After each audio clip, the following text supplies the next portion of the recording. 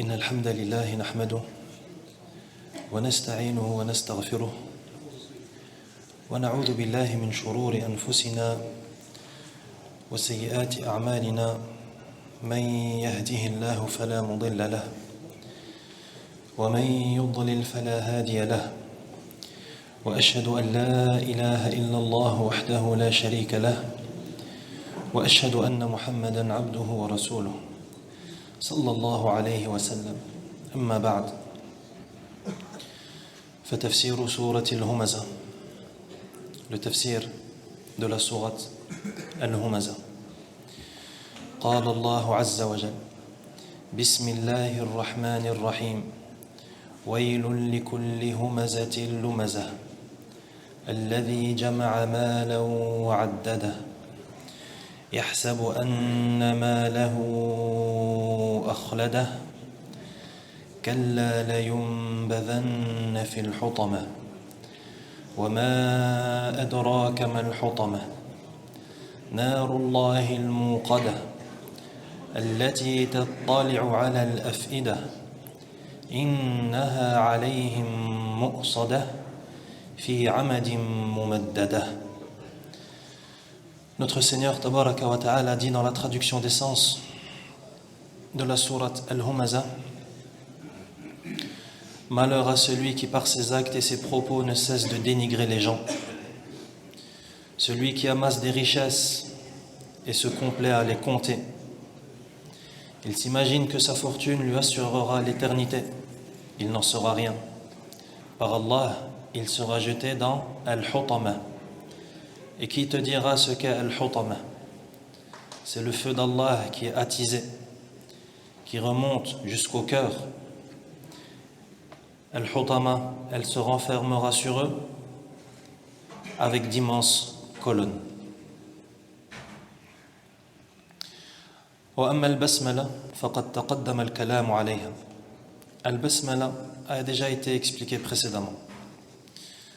قال تعالى ويل لكل همزة ويل لكل همزة. في هذه السورة يبتدئ الله سبحانه وتعالى بكلمة ويل وهي كلمة وعيد، أي أنها تدل على ثبوت وعيد لمن اتصف بهذه الصفات همزة لمزة إلى آخره. وقيل إن هذه الكلمة يعني كلمة ويل قيل أنها اسم لواد في جهنم، ولكن الأول أصح، يعني أنها كلمة وعيد. Allah subhanahu wa ta'ala commence cette sourate en disant Waylun li kulli humazatil lumaza. Malheur à ceux qui par leurs actes et leurs propos ne cessent de dénigrer les gens. Waylun, qui est traduit par malheur, Waylun en arabe, c'est un mot qui est utilisé pour désigner la menace. C'est un mot par lequel une menace est faite. كلمة وعيد, une parole de menace. أي أنها تدل على ثبوت وعيد لمن اتصف بهذه الصفات. C'est-à-dire c'est une menace pour la personne qui est caractérisée et qui est décrite par les caractéristiques qui vont suivre, à savoir humazatil lumaza. Donc menace à ceux qui sont humaza et lumaza. Ça, c'est une première interprétation. Il y a une autre interprétation de ce mot Wayl qui dit que Ismun li wadin fi jahannam. Wayl, certains ont dit que c'était le nom d'une vallée en enfer. ولكن الأول أصح. Mais la première signification est plus correcte car elle est plus large, elle est plus générale. ويل لكل همزة لمزة. كل من صيغ العموم والهمزة واللمزة واللمزة وصفان لموصوف واحد فهل هما بمعنى واحد أو يختلفان في المعنى؟ اللمزة et al-humaza ce sont deux caractéristiques d'une seule et même personne. Alors, quelle est la différence? Et que signifie al-humaza? Et que signifie al-lumaza? قال بعض العلماء إنهما لفظان لمعنى واحد يعني أن الهمزة هو اللمزة وقال بعضهم بل لكل واحد منهما معنى غير المعنى الآخر. Certains savants sont d'avis que ces deux mots sont synonymes. Al-humaza et al-lumaza sont synonymes. Et d'autres disent qu'ils ne sont pas synonymes et qu'il y a une nuance entre les deux. ثم قاعدة يجب أن ننتبه لها في التفسير وفي غير التفسير وهي أنه إذا دار الأمر بين أن تكون الكلمة مع الأخرى بمعنى واحد أو لكل كلمة معنى فإننا نجعل لكل واحد معنى لأننا إذا جعلنا الكلمتين بمعنى واحد صار في هذا تكرار لا داعي له لكن إذا جعلنا كل واحدة لها معنى صار هذا تأسيسا وتفريقا بين الكلمتين. Il y a une règle importante qu'on se doit de garder en tête lorsque on étudie le tafsir, ou une règle qui est beaucoup plus générale et qui ne concerne pas seulement le tafsir.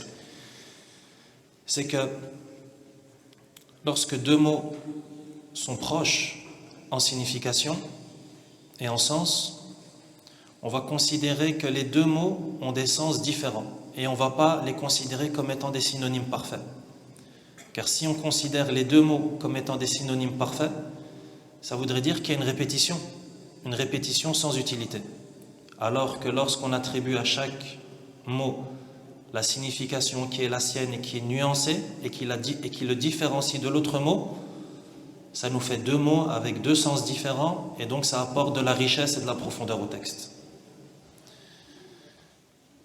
والصحيح في هذه الآية لكل همزة لمزة أن بينهما فرقا فالهمز بالفعل واللمز باللسان.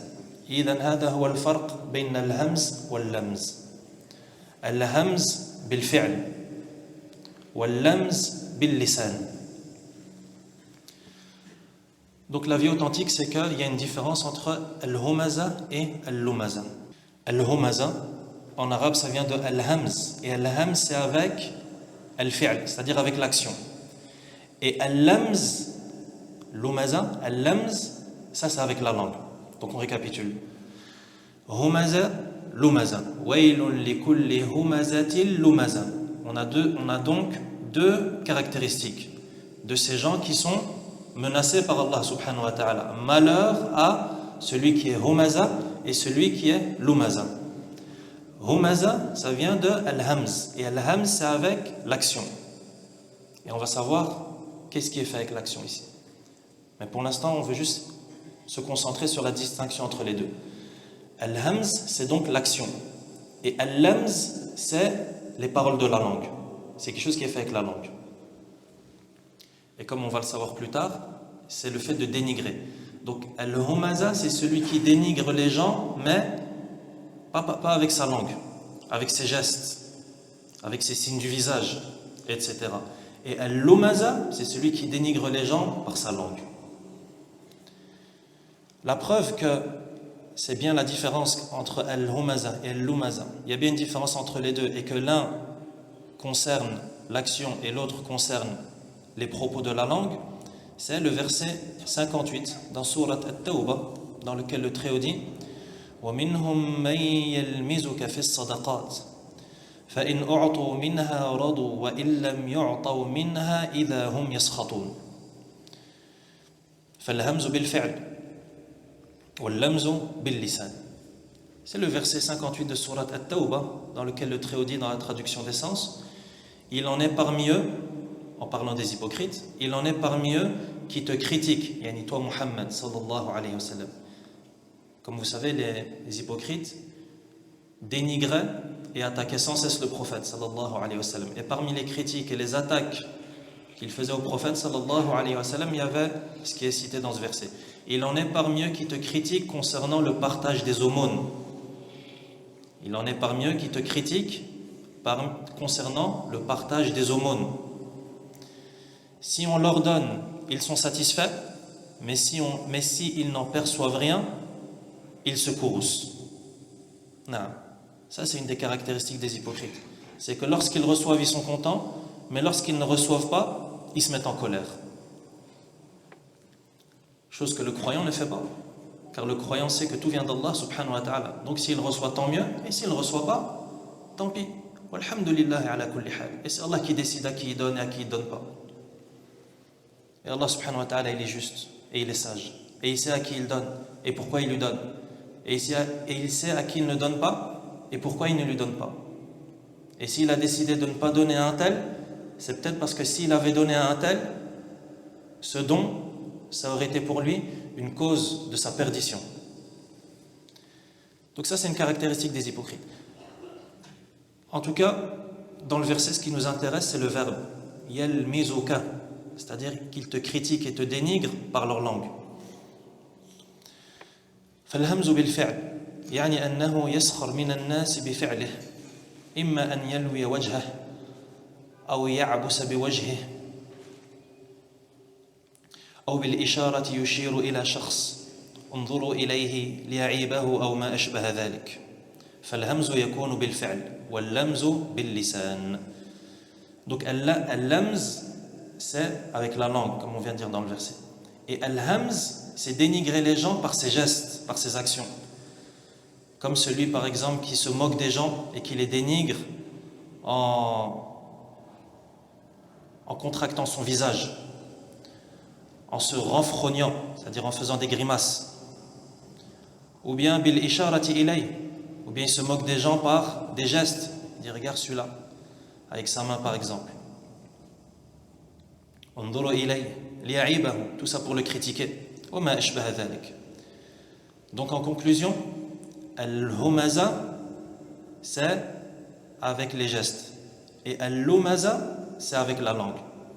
Donc Allah subhanahu wa ta'ala, il inclut les deux, ceux qui dénigrent les gens avec leur langue et ceux qui dénigrent les gens avec leurs gestes.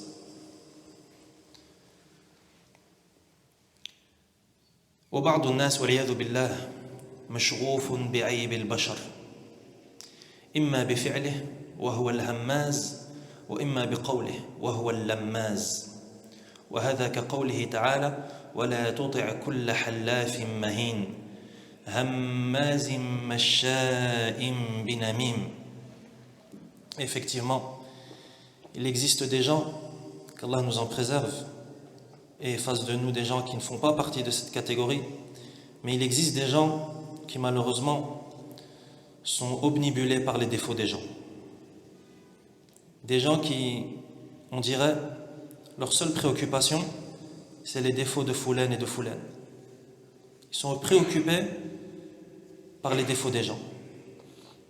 Et ils les dénigrent, que ce soit avec leurs gestes ou que ce soit avec leur langue.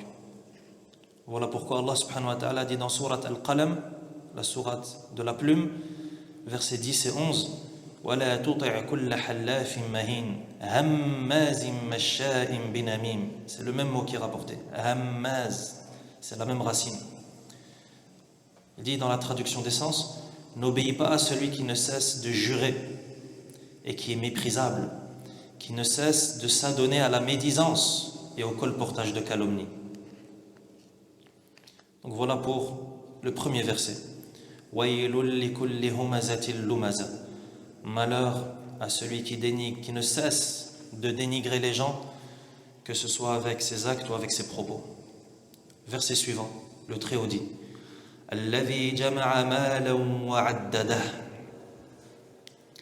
هذه أيضا من أوصافه القبيحة جماع مناع يجمع المال ويمنع العطاء فهو بخيل لا يعطي يجمع المال ويعدده.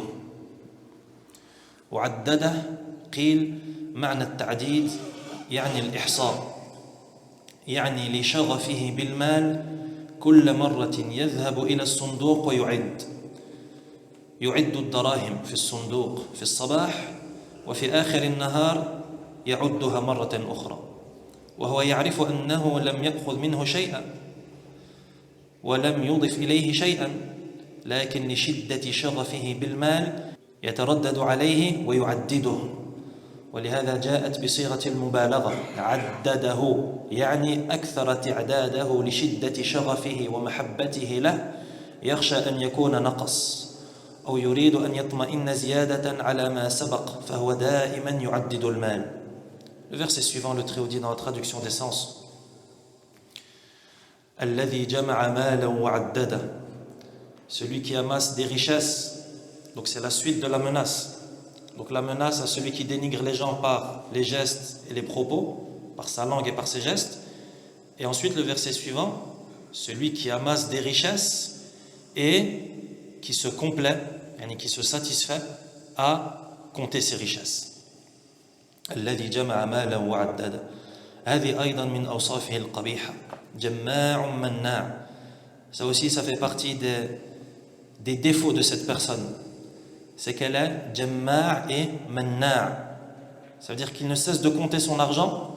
Et manna', ça veut dire qu'il refuse de dépenser cet argent. Yajma'u al-mal, il récolte de l'argent. Wa yamna'u al-'ata, et il refuse de donner et de dépenser cet argent. Fahuwa bakhilun la yu'ti. C'est donc quelqu'un qui est avare, bakhil, la yu'ti, il donne rien. Yajma'u al-mal wa yu'addidu. Il ne fait que ramasser de l'argent et le compter. وعدده قيل معنى التعديد يعني الإحصاء. عدده dans le verset, ça signifie le fait de recenser, de compter son argent. يعني لشغفه بالمال كل مرة يذهب إلى الصندوق ويعده. C'est-à-dire que cette personne, والعياذ بالله, tellement elle est amoureuse de l'argent et tellement elle est attachée à l'argent, il n'arrête pas de le compter. Addadahu, il ne cesse de le compter. Il va dans son coffre et il compte son argent. Quand il se réveille le matin, il compte son argent. Quand il revient le soir, il revient et il recompte son argent. Alors qu'il sait très bien que dans son coffre, rien n'a été ajouté et rien n'a été pris. Voilà qu'il est tellement attaché à cet argent qu'il ne fait que le recompter. Voilà pourquoi le verbe qui a été utilisé par Allah subhanahu wa ta'ala, c'est addada. Addada. Alors qu'en réalité, compter en arabe, c'est adda. Al-fi'l adda ya'uddu. Ça, c'est compter en arabe. Mais addada, ça ajoute, il y a un sens supplémentaire. C'est ce qu'on appelle en arabe siratu mubalagha.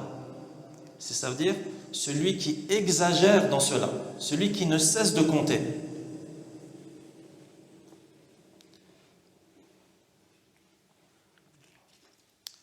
وقيل معنى عدده أي جعله عدة له.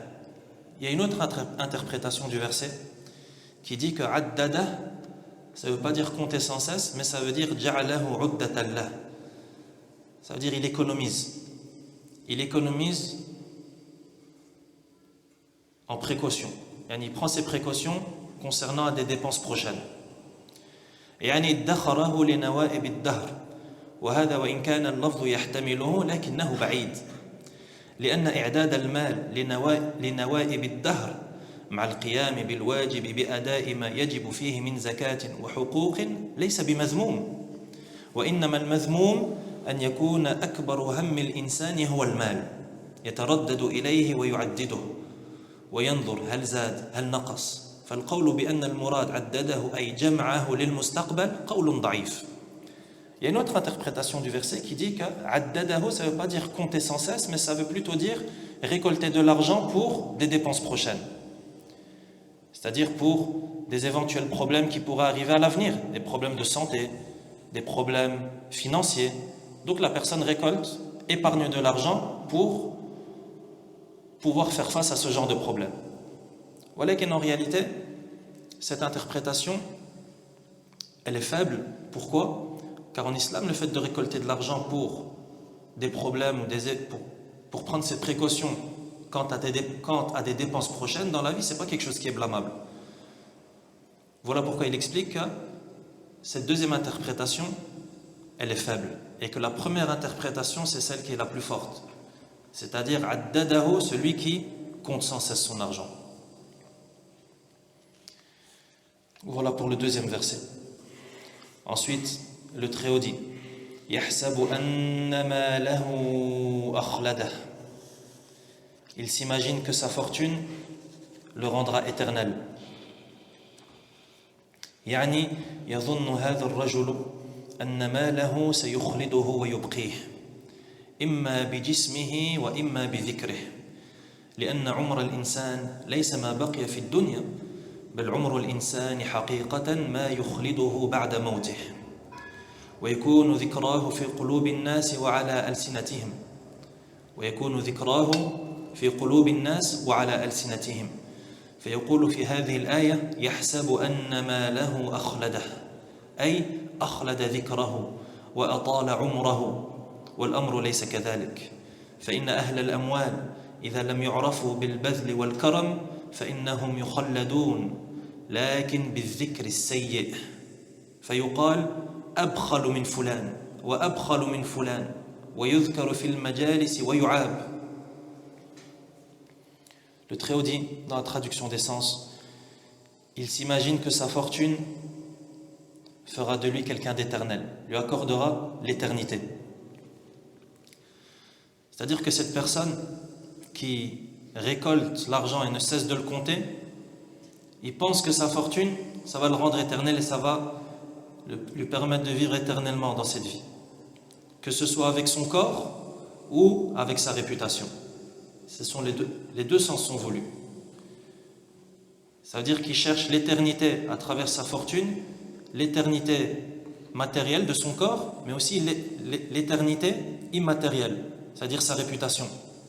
Il aimerait que sa fortune fasse de lui quelqu'un d'éternel dans l'esprit des gens aussi, pas seulement matériellement. لأن عمر الإنسان ليس ما بقي في الدنيا بل عمر الإنسان حقيقة ما يخلده بعد موته. Effectivement, le véritable temps de vie d'une personne, le temps qu'on passe dans cette vie d'ici-bas, en réalité, ce n'est pas le temps qu'on passe en étant vivant et en marchant sur terre, jusqu'à ce qu'on meure et en entrant dans nos tombes. Le véritable temps de vie d'une personne, c'est le souvenir qu'il laisse sur terre. C'est le souvenir qu'il laisse sur terre. Ça veut dire qu'une personne, même après qu'elle soit morte, après qu'elle est décédée, mais elle laisse un souvenir derrière elle, en réalité, elle est toujours vivante. Et voilà pourquoi, lorsqu'on parle par exemple des grands imams de notre religion, l'imam Malik, l'imam Al-Shafi'i, l'imam Ahmed, l'imam Abu Hanifa, on parle des compagnons, radiyallahu anhum, leur souvenir est perpétuel, rahimahumullah. Donc c'est comme si Allah subhanahu wa ta'ala avait en quelque sorte laissé en vie ces personnes. Malgré que leur corps soit mort, il n'y a pas de doute sur ça. Mais le fait qu'ils ne cessent d'être mentionnés par nos langues, c'est comme s'ils vivaient. Donc le véritable temps de vie d'une personne, c'est le souvenir qu'il laisse sur terre. Et en réalité, c'est un rappel pour nous, lorsqu'on pense à cela. Car, en réalité, l'être humain, il doit essayer de laisser un bon souvenir de lui sur terre, pour qu'il continue à vivre après sa mort. Et pour que les gens, après sa mort, le mentionnent en bien. Et qui disent, un tel, rahimahullah, il faisait et il faisait, rahimahullah. Ça aussi, c'est quelque chose d'important. C'est pas qu'on veut que les gens disent du bien de nous. Non, c'est pas ça. Il faut qu'on fasse du bien pour Allah subhanahu wa ta'ala. Et ce que disent les gens, peu importe. Walakin, celui qui fait du bien pour Allah subhanahu wa ta'ala et qui est sincère, Allah subhanahu wa ta'ala va perpétuer son souvenir. Et les gens vont le mentionner en bien après sa mort. Comme s'il n'était pas mort.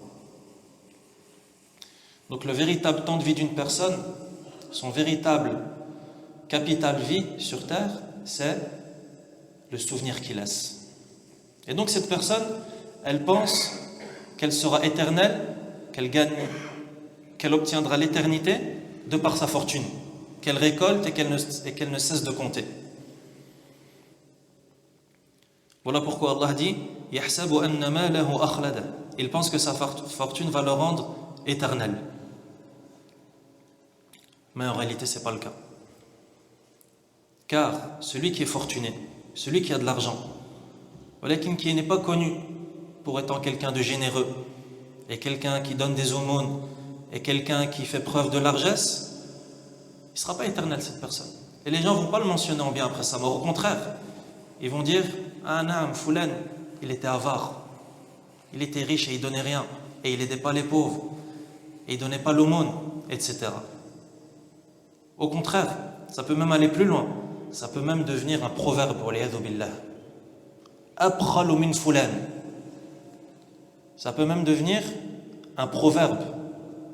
Ça veut dire que les gens, peut-être après sa mort, ils vont même dire « Cette personne, elle est plus avare que Foulan. » Yani c'est devenu un modèle dans l'avarice, waliyadhu billah. وَيُذْكَرُ فِي الْمَجَالِسِ وَيُعَابُ. Si bien qu'il sera dénigré auprès des gens. نسأل الله العافية والسلام. ولهذا قال كلا لينبذن في الحطمة. Au verset suivant, le Très-Haut dit il n'en est rien. Il n'en est rien. Par Allah, il sera jeté dans al-hutama. كلا لينبذن في الحطمة. كلا هنا يسميها العلماء حرف ردع. كلا يسميها العلماء حرف ردع. إذن عندنا ويل هي كلمة في أول السورة كلمة وعيد، وكلا في الآية الثالثة حرف ردع، يعني تردع هذا القائل، تردعه، أي هذا الحساب عن قوله أو عن حسبانه. ويحتمل أن تكون بمعنى حقا، يعني حقا لينبذن، وكلاهما صحيح. هذا الرجل لن يخلده ماله. Donc cette parole kalla en arabe, c'est ce qu'on appelle harf rad'a, c'est-à-dire un mot par lequel on dissuade quelqu'un. Kalla, on dissuade quelqu'un de faire quelque chose de mauvais. Donc c'est une dissuasion à l'égard de cette personne qui est décrite par ses qualificatifs, c'est-à-dire la personne qui dénigre les gens, celle qui amasse sa fortune sans la dépenser, etc.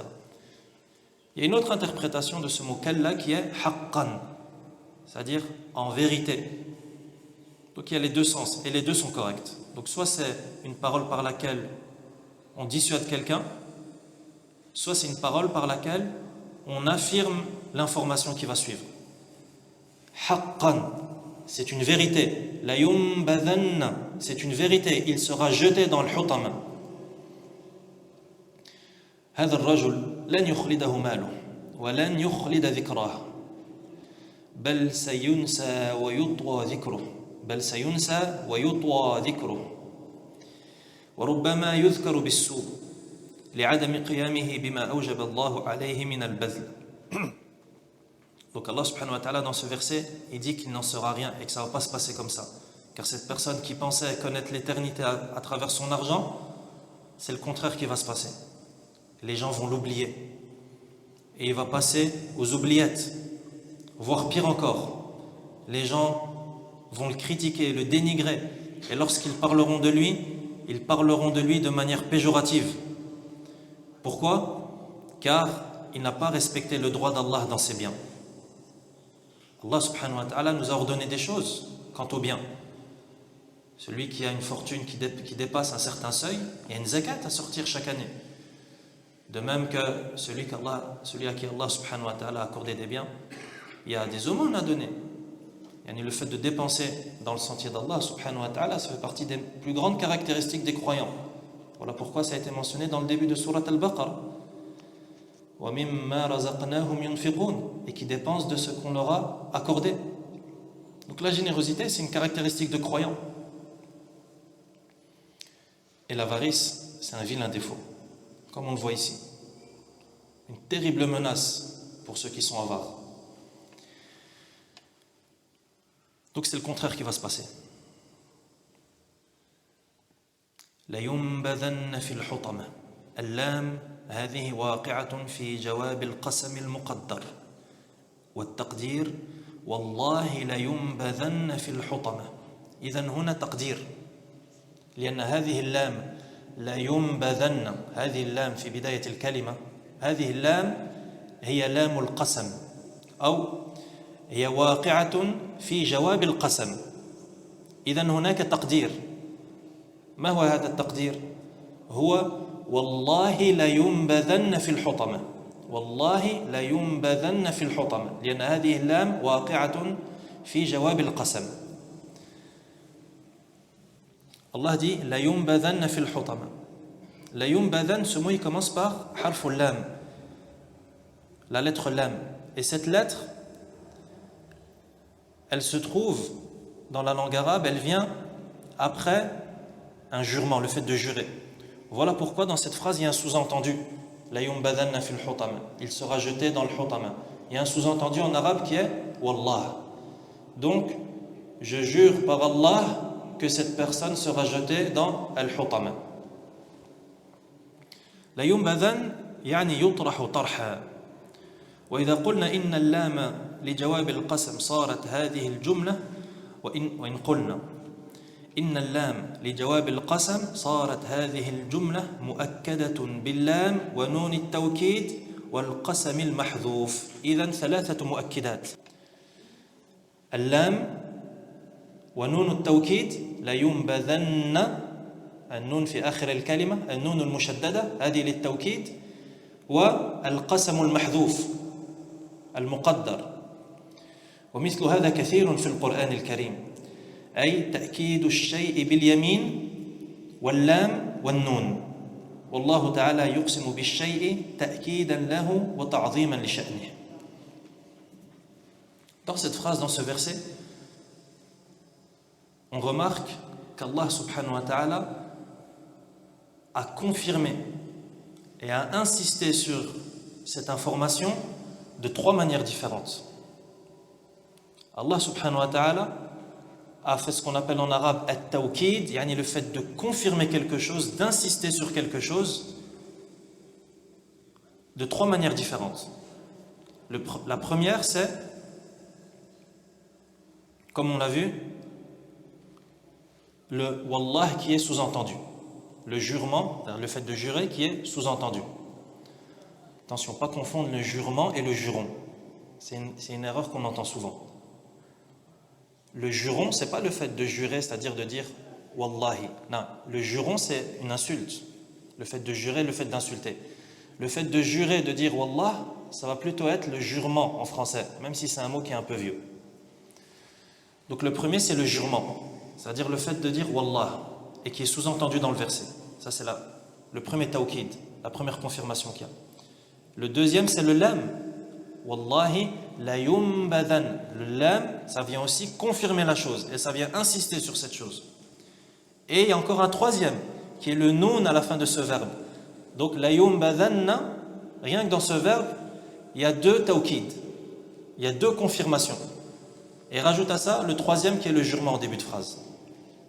Donc regarde comment est-ce qu'Allah subhanahu wa ta'ala confirme cette information, comme s'il n'y avait pas l'ombre d'un doute. Wallahi, il sera jeté dans le hutama sans l'ombre d'un doute. D'où l'importance d'apprendre l'arabe, parce que ces sens, on ne peut les comprendre qu'en étudiant l'arabe. Jawabul qasam, nun al-tawkid, wa hadhihi lam, ce sont des terminologies qui dépendent de la science de la langue arabe. Donc il est important d'apprendre la langue arabe pour justement comprendre la parole de notre Seigneur tabaraka wa ta'ala. Et cette façon de faire, c'est-à-dire le fait de confirmer les choses avec ces trois manières différentes, ces trois manières successives, c'est quelque chose qui est courant dans le Coran. قوله لا ينبذن ما الذي ينبذ هل هو صاحب المال أو المال كلاهما ينبذ أما صاحب المال فإن الله يقول في آية أخرى يوم يدعون إلى نار جهنم دعا أي يدفعون. Il sera jeté en enfer. Qu'est-ce qui sera jeté en enfer? La personne ou bien ses biens? Les deux. Il sera jeté lui et ses biens en enfer. Allah Azza wa Jal dit dans le verset 13 de Surat At-Tur يَوْمَ يُدَعُونَ إِلَى نَارِ جَهَنَّمَ دَعَّا. Le jour où ils seront violemment et rudement et brusquement poussés vers le feu de l'enfer. ويقول ينبذ أي يطرح في الحطمة. الحطمة. ما هي الحطمة؟ الحطمة هي التي تحطم الشيء، أي تفتته وتكسره. فما هي؟ قال الله تعالى: وما أدراك ما الحطمة. وهذه الصيغة للتعظيم والتفخيم. Il sera jeté dans, littéralement, al-hutama. C'est quoi al-hutama? Al-hutama, littéralement, c'est celle qui broie, la broyeuse, celle qui effrite, celle qui fracasse. Et c'est un nom de l'enfer, waliyadhu billah. Donc celle qui effrite, celle qui broie et celle qui fracasse.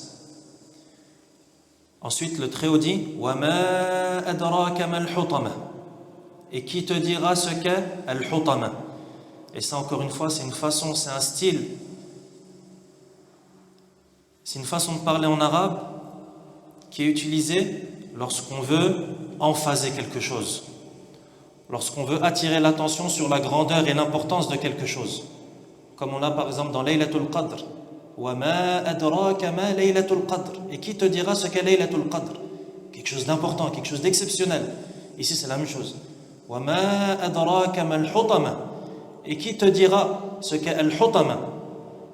Al-hutama, quelque chose de violent, quelque chose de dangereux, quelque chose par rapport à laquelle il faut être sur ses gardes. Ensuite le Très-Haut répond et il dit: نار الله الموقدة. هذا الجواب أي هي نار الله الموقدة، وأضافها الله عز وجل إلى نفسه لأنه يعذب بها من يستحق العذاب، فهي عقوبة عدل وليست عقوبة ظلم. أي نار يحرق الله بها من يستحق أن يعذب بها. إذن هي نار عدل وليست نار ظلم، لأن الإحراق بالنار قد يكون ظلما وقد يكون عدلا. فتعذيب الكافرين في النار لا شك أنه عدل، وأنه يثنى به على الرب عز وجل، وأنه يثنى به على الرب عز وجل حيث عامل هؤلاء بما يستحقون. Allah subhanahu wa ta'ala répond à la question: et qui te dira ce qu'est al-hutama? Il dit: Narullahi al-muqada. C'est le feu d'Allah qui est attisé. Donc ça c'est la réponse à la question. C'est donc le feu d'Allah qui est attisé. Le feu d'Allah. Le feu d'Allah. Pourquoi est-ce qu'Allah subhanahu wa ta'ala qualifie l'enfer, le feu, comme étant le sien? Pour quelle raison? لأنه يعذب بها من يستحق العذاب. Il y a un sens subtil à cela, qui est que ce feu de l'enfer, ceux qui seront châtiés dedans, c'est qu'ils l'ont mérité. Le sens subtil et la raison pour laquelle Allah subhanahu wa ta'ala a lié l'enfer à sa personne, subhanahu, c'est que ceux qui entreront en enfer et qui y seront châtiés, c'est parce qu'ils l'ont mérité. Ça veut dire que c'est un châtiment qui est légitime. فَهِيَ عُقُوبَةُ عَدْلٍ وَلَيْسَتْ عُقُوبَةَ ظُلْمٍ. C'est donc un châtiment, l'enfer, qui est un châtiment de justice et d'équité. Ce n'est pas un châtiment qui est injuste. Ta'ala Allahu ani dhulm. Qu'Allah subhanahu wa ta'ala soit exempté de toute injustice. لأن الإحراق بالنار قد يكون ظلما وقد يكون عدلا. Car effectivement, le fait de châtier par le feu, ça peut être quelque chose qui est commis par justice comme par injustice. Allah subhanahu wa ta'ala, lorsqu'il châtie par le feu, particulièrement le feu de l'enfer, c'est un châtiment qui est juste et qui est équitable. Et on ne peut pas concevoir un seul instant qu'Allah subhanahu wa ta'ala commette un gramme d'injustice, étant donné qu'Allah est exempté de l'injustice. Subhanahu. فتعذيب الكافرين في النار لا شك أنه عدل وأنه يثنى به على الرب عز وجل حيث عامل هؤلاء بما يستحقون. Voilà pourquoi ceux qui ont renié leur foi et qui seront châtiés dans le feu de l'enfer, لا شك أنه عدل. Il n'y a pas de doute que c'est de la justice et que c'est de l'équité et que le Seigneur subhanahu wa ta'ala, et même on fait même les éloges d'Allah subhanahu wa ta'ala pour cela. Ça veut dire que c'est pas possible de dénigrer, de critiquer cela. C'est pas possible de critiquer cela. Car c'est la réponse juste et équitable à leurs actes.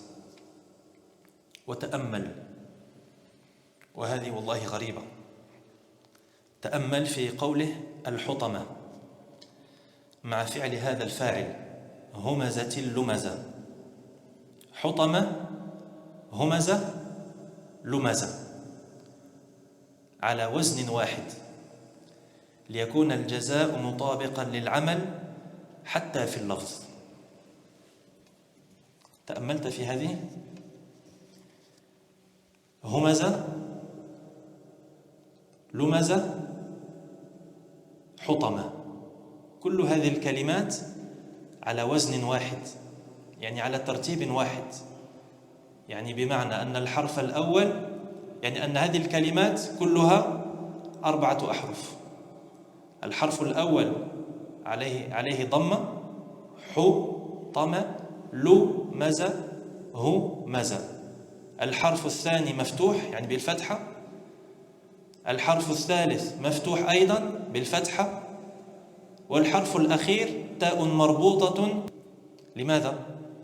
يقول على وزن واحد ليكون الجزاء مطابقا للعمل حتى في اللفظ. Ici il y a quelque chose d'incroyable, une remarque extrêmement subtile qui est le choix des mots dans la sourate. Allah subhanahu wa ta'ala parle de al-humaza, c'est-à-dire celui qui dénigre par ses actes. Il parle de al-lumaza, celui qui dénigre par ses paroles. Et il dit que ces gens-là, leur châtiment, leur rétribution, ce sera al-hutama, l'enfer, la broyeuse, celle qui fracasse. Ces 3 mots en arabe, humaza, lumaza, hutama, ils ont la même structure. Parfaitement la même structure. Le même nombre de lettres, 4 lettres, et chaque lettre porte la même haraka. La première lettre porte une damma, la deuxième lettre porte une fatha, la troisième lettre porte une fatha, et la 4e lettre, c'est la même lettre pour les 4 mots, ta marbuda. Pourquoi? Pour insister sur cette idée de justice. Ça veut dire que ces gens qui agissent de la sorte, lorsqu'ils seront châtiés dans la broyeuse al-hutama, c'est la pure justice, c'est la pure équité divine, et tellement qu'Allah est équitable et juste, même dans le choix des mots, il y a eu de la justice. Ça veut dire que tous les mots sont équivalents. Subhanahu wa ta'ala. Hada kalamullah subhanahu wa ta'ala. C'est la parole d'Allah. En réalité, c'est pas étrange. C'est la parole qui est parfaite, qui vient de celui qui est parfait. Jalla wa ala. Narullahi al-muqadah, ay al-musajjara, al-musa'ara. Le feu d'Allah qui est attisé, qui est ardent, qui est embrasé. Allati tattali'u ala al-af'idah. Al-af'idah جمع فؤاد وهو القلب والمعنى أنها تصل إلى القلوب والعياذ بالله من شدة حرارتها مع أن القلوب مكنونة في الصدور وبينها وبين الجلد الظاهر ما بينها من الطبقات لكن مع ذلك تصل هذه النار إلى الأفئدة التي تطلع على الأفئدة. Allah subhanahu wa ta'ala décrit ce feu de l'enfer qui s'appelle Al-Hutama comme étant un feu qui remonte jusqu'au cœur. Al-Af'ida, c'est le pluriel de Fu'ad, qui signifie le cœur. Et la signification, c'est que ce feu qui est ardent et qui est embrasé, il remonte jusqu'au cœur, billah, tellement il est chaud et tellement il est ardent. Alors que le cœur, c'est un organe interne du corps. C'est-à-dire qu'entre le cœur et l'extérieur du corps, il y a des couches, il y a des tissus, il y a même des organes. Mais malgré cela, tellement que ce feu il est intense et il est ardent, il va toucher et il va atteindre l'intérieur des cœurs. Innaha alayhim mu'sadah. Le Très-Haut dit au verset suivant, elle se renferme sur eux. Innaha alayhim, يعني الحطمة وهي نار الله الموقدة أي على الهماز واللماز الجماع للمال المناع للخير. وأعاد الضمير بلفظ الجمع مع أن المرجع مفرد باعتبار المعنى لأن كل همزة لمزة لأن لكل همزة لمزة عام يشمل جميع الهمازين وجميع اللمازين. مؤصدة أي مغلقة. إنها عليهم مؤصدة يعني مغلقة. مؤصدة مغلقة. مغلقة الأبواب لا يرجى لهم فرج والعياذ بالله. كلما أرادوا أن يخرجوا منها أعيدوا فيها يعني يرفعون إلى أبوابها حتى يطمعوا في الخروج ثم بعد ذلك يركسون فيها ويعادون فيها. كل هذا لشدة التعذيب لأن الإنسان إذا طمع في الفرج وأنه سوف ينجو ويخلص يفرح فإذا أعيد صارت انتكاسة جديدة. فهكذا يعذبون بضمائرهم وأبدانهم. فهكذا يعذبون بضمائرهم وأبدانهم. وعذاب أهل النار مذكور مفصل في القرآن الكريم والسنة النبوية. Verset suivant, le Très-Haut dit Innaha alayhim mu'sada. C'est-à-dire que ces gens qui dénigrent les autres de par leurs paroles et par leurs gestes, ceux qui amassent une fortune et la comptent sans cesse et ne respectent pas les droits d'Allah vis-à-vis de leurs biens et qui refusent de dépenser leur argent, ces gens-là, Allah subhanahu wa ta'ala dit qu'ils seront jetés dans Al-Hutama, ce feu d'Allah qui est attisé, et ce feu d'Allah qui est mu'sada. Innaha alayhim mu'sada. C'est-à-dire que ce feu il sera fermé sur eux. Yani mughlaqatul abwab. Les feux de l'enfer, les portes de l'enfer seront fermées. Car l'enfer comporte des portes. Il y a des portes en enfer. Les portes, elles seront fermées. Ça veut dire qu'il n'y a aucune issue de secours. Et il n'y a aucun espoir de sortie. Waliyadhu billah. Comme le dit le Très-Haut dans le verset 20 de Surat As-Sajda, Kullama aradu an yakhruju minha u'idu fiha. Comme le Très-Haut dit, à chaque fois qu'ils voudront en sortir, ils y seront ramenés. يعني يرفعون إلى أبوابها حتى يطمعوا في الخروج ثم بعد ذلك يركسون فيها ويعادون فيها. C'est-à-dire que les gens de l'enfer, ils seront remontés aux portes de l'enfer. Si bien qu'ils vont penser, ils penseront qu'ils vont en sortir et qu'il y a une issue de secours et qu'il y a un espoir.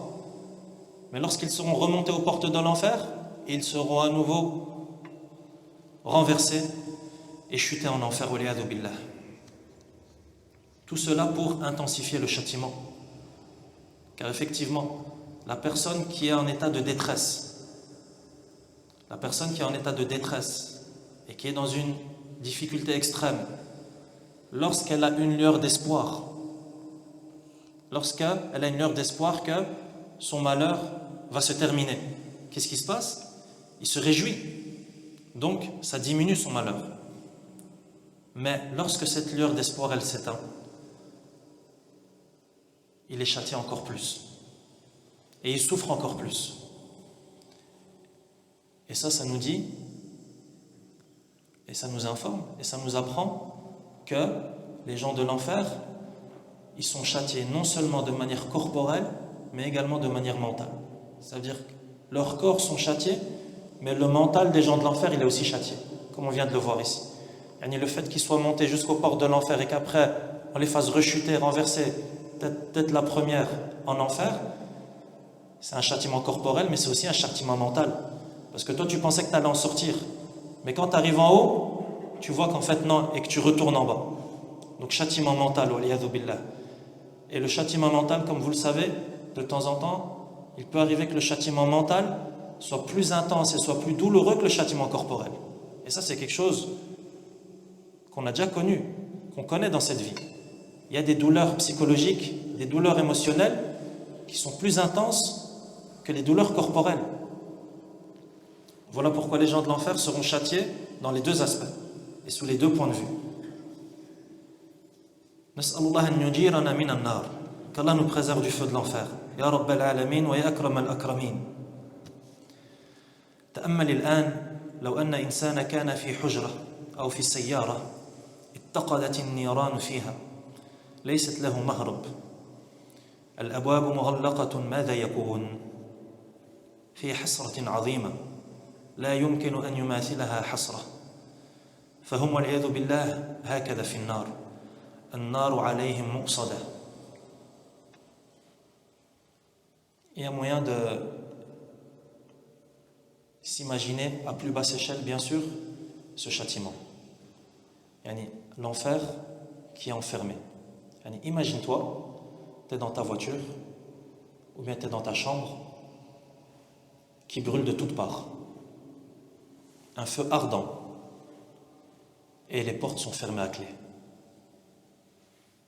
Imagine, mets-toi en situation, tu es enfermé dans un endroit confiné, ta voiture, ta chambre, ton local de travail, peu importe, qui est frappé par un incendie ardent. Des flammes qui brûlent tout. Il n'y a pas un endroit sans flamme.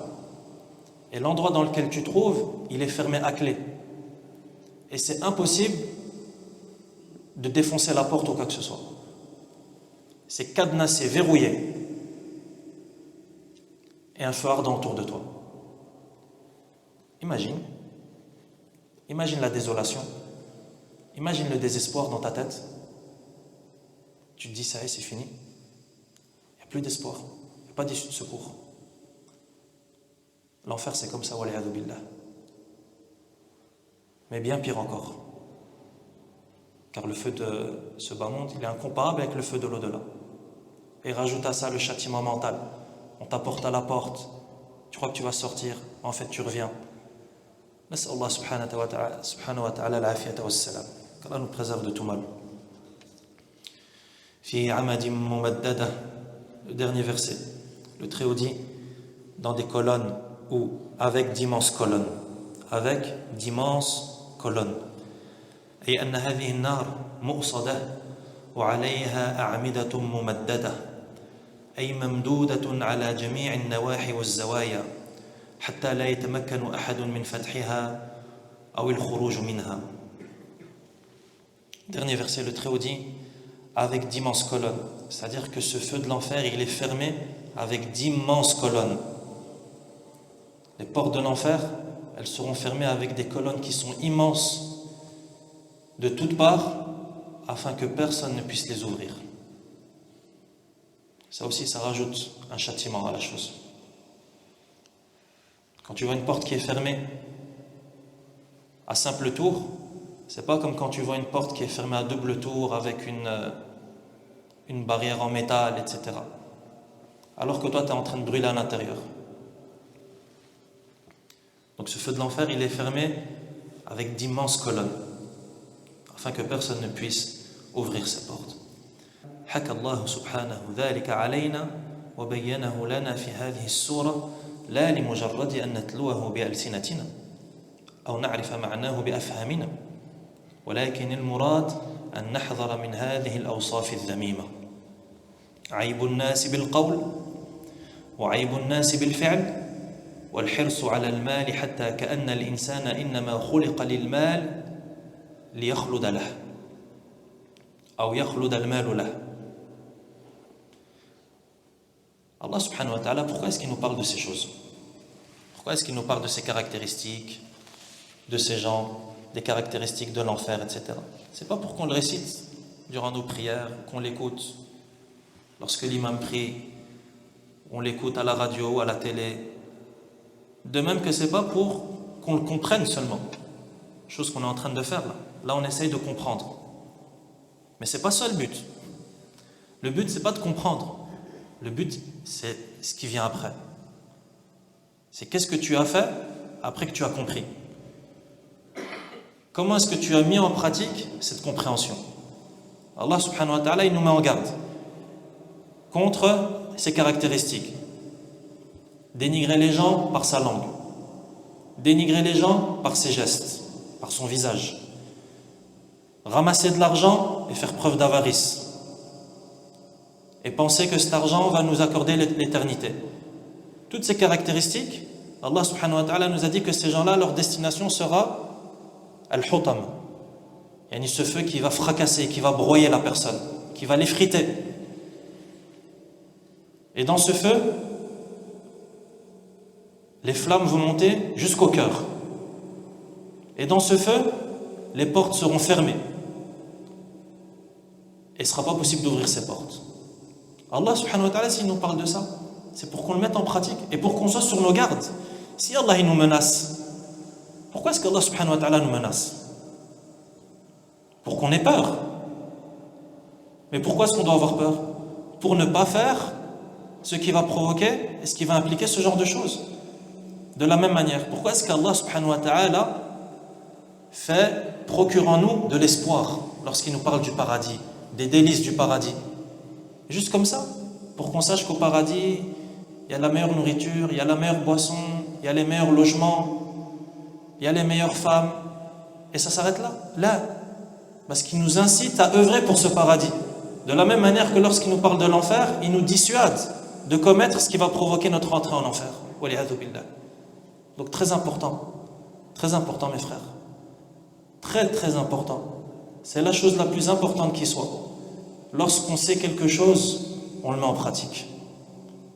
Allah subhanahu wa ta'ala, lorsqu'il nous enseigne des choses, lorsqu'il nous dit quelque chose dans le Coran, lorsque le prophète sallallahu alayhi wa sallam nous enseigne des choses, c'est pas pour le savoir. On n'est pas une religion théorique. L'islam, c'est pas une religion de théorie. L'islam, c'est une religion de théorie, mais de pratique. On sait pour faire. On sait pourquoi? Pour faire. Parce que œuvrer, c'est la raison pour laquelle Allah nous a créés. Allah ne nous a pas créés pour savoir. Mais on doit savoir pour œuvrer. Et savoir, c'est indispensable pour œuvrer. On ne peut pas œuvrer si on ne sait pas. Donc la science, c'est un chemin inévitable et indispensable pour pouvoir œuvrer. Mais on ne s'arrête pas à la science. La connaissance, ce n'est pas un but en soi en islam. Le but, c'est la mise en pratique. Ça veut dire la concrétisation de cette science. نسأل الله سبحانه وتعالى أن يمن علينا بالعلم النافع والعمل الصالح وأن يجعلنا من الذين يعلمون والذين يعملون ونسأله سبحانه وتعالى أن يجيرنا من النار وأن يرزقنا الإخلاص في القول والعمل والاستقامة على دينه إنه على كل شيء قدير وصلى الله وسلم على نبينا محمد وعلى آله وأصحابه أجمعين